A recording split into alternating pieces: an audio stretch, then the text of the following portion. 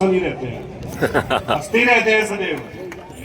किसी भी प्रोग्राम में जाते हैं तो हंसकर ही उसका उद्घाटन करते हैं। वे आए और दो शब्द कहे।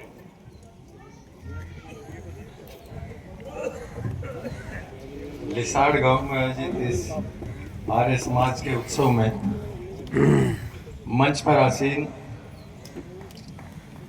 बागपत से सांसद रहे आदरणीय सतपाल जी और अभी अपनी वाणी से हमें सभी प्रभावित करने वाले स्वामी आदित्यवेश जी,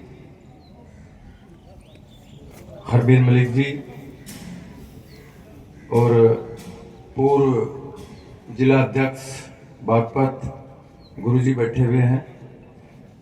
सभी सम्मानित मेरे मंचासी व देवतुल्य बुजुर्गों, नौजवान साथियों, मात्र सकते। देखो, मेरे बोलने का कुछ औचित्य तो रहा नहीं। अब आदित्य जी ने इतनी अच्छी बातें हमें बताई, लेकिन मैं धन्य हूं और मैं सौभाग्यशाली हूं कि मुझे जो है ये अवसर मिला इस आर्य समाज के उत्सव में आने का। बड़ी खुशी हुई और आपकी संख्या देख के मैं आपका भी आभार व्यक्त करता हूं। हम आपस में चर्चा करते रहते हैं और महीने दो महीने में कहीं न कहीं बोलने का अवसर आर्य समाज के उत्सव में मिलता भी है, लेकिन आज वाकई में मैं अपनी व्यस्त दिनचर्या में से समय निकाल कर आदरणीय सतपाल सिंह जी को सुनने आया था, क्योंकि मुझे पता है जैसे स्वामी आदित्य वेश जी बोले हैं, शायद एक बिल्कुल पहले शास्त्रार्थ वगैरह था और आदरणीय सतपाल जी का भी वेदों पे अच्छा ज्ञान है। एक दो जगह सुना, पूरा नहीं सुन पाते, भागदौड़ रहती है, लेकिन आज मौका मिलेगा इन्हें सुनने का। और सबके लिए मैं बात कहता हूं कि आर्य समाज के उत्सव में जाना हमारे लिए बहुत जरूरी है। इस शरीर के अंदर कुछ भाव होते हैं। आप जितनी देर यहां बैठे हो या मैं मंच पर बैठा हूं, कम से कम हमारे भाव उस आर्य समाज के प्रति हुए। हमारे अंदर जो इलेक्ट्रॉन्स उत्पन्न हुए वो आर्य समाज के प्रति उत्पन्न हुए। देश की चर्चा हुई, राष्ट्र की चर्चा हुई, और ये सच्चाई भी है कि आर्य समाज ने इस समाज को नई दिशा दिखाने का कार्य किया। और ये सच्चाई है कि आर्य समाज ने इस मानव जीवन को ऊंचा उठाने के लिए धर्म, संस्कृति और शिक्षा को ऊंचा उठाने का कार्य किया। और ये सच्चाई है कि जब आर्य समाज का उदय हुआ, हमारे देश के अंदर, हमारे धर्म के अंदर बहुत सी कुरीतियां रणंबर घुस चुके थे। खासकर जिस चीज का यहां जिक्र हुआ, आदित्य ने भी किया, वो महिलाओं की शिक्षा का किया। वो एक स्थिति ऐसी थी कि महिलाओं की शिक्षा नहीं होती थी, महिलाओं का सम्मान नहीं था, यहाँ बाल विवाह प्रचलित था, यहाँ सती प्रथा प्रचलित थी, जिनका घोर विरोध, मूर्ति पूजा यहाँ प्रचलित थी, जिसका घोर विरोध उस टाइम के प्रौढ़ा, आज के प्रौढ़ा स्वामी दयानंद जी ने किया था। और उनका कहना था कि आओ लौट चले वेद की ओर। और साथियों, हम चर्चा करते रहते हैं।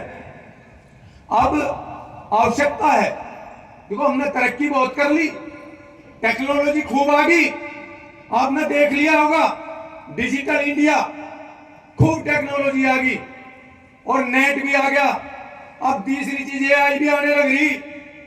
लेकिन इसके साथ साथ जो हमारा बहुत बड़ा नुकसान हुआ है, वो नुकसान हुआ हमारी संस्कृति का, हमारे चरित्र का, हमारी सामाजिकता का। कितना अच्छा लगता, कितना अच्छा होता। अभी जो मैकाले का जिक्र हुआ, यदि ये शिक्षा पद्धति वही खत्म हो जाती और जो आर्य समाज ने और जो इस हमारी संस्कृति ने यहाँ गुरुकुल चलाए थे, वो गुरुकुल की शिक्षा होती और हमारा देश भी तरक्की करता, उसमें हमारी परंपरा और संस्कृति भी होती, तो आज जो सपना था विश्व गुरु बनने का स्वामी दयानंद जी का, तो हमारा देश आज विश्व गुरु होता। और मैं अब भी दावे से कह सकता हूं इस बात को, यदि आप लोग अपने अंदर सुधार करेंगे, दोबारा से इस आर्य समाज को उसी स्थिति में, परिस्थिति में ले जाएंगे जब स्वामी दयानंद जी ने जहां छोड़ा था, तो गारंटेड मैं भी वादा करता हूं कि हमारा देश विश्व गुरु जरूर बनेगा। और एक और बात, टेक्नोलॉजी के साथ साथ यदि संस्कृति और सामाजिक तर्ज, जो नैतिक तर्ज, जो हमारी परंपराओं का ज्ञान हम अपने बच्चों को देंगे, तो तभी हम जो आदरणीय प्रधानमंत्री जी का सपना है विकसित भारत का, तभी हम 2047 में विकसित भारत हो पाएंगे, क्योंकि उस आर्य समाज में ही ताकत है। और आदित्य जी ने कहा भी है, बताया भी है, यदि आज हम स्वतंत्र हैं, देश आजाद हुआ है, तो ये करिश्मा आर्य समाज का है।